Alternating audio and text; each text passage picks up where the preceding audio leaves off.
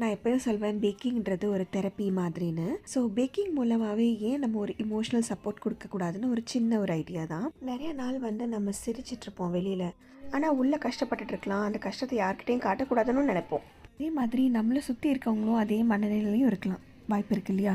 So எப்பயுமே நம்ம யாரையாவது பார்க்கும்போது ஒரு சின்ன ஸ்மைல், கைண்ட் வேர்ட்ஸ், நல்லா இருக்கீங்களா, சாப்பிட்டீங்களா, எப்படி இருக்கீங்க, ஒரு கண் பார்வையிலேயே அவங்கள விசாரிக்கிற மாதிரி ஒரு லுக், இப்படி எதாவது பண்ணும்போது அவங்களுக்கும் ஒரு சந்தோஷத்தை கொடுக்கும், அவங்களோட மனநிலையிலையும் அது மாற்றத்தை கொண்டு வரலாம். கரெக்டுங்களா? So let us make every one around us feel happy in some or the other way. நம்ம தெரிஞ்சோ தெரியாமலையோ வார்த்தைகளாலேயோ செயல்னாலேயோ ஏதாவது யார் மனசையாவது புண்படுத்திடுறோம். கரெக்டாக?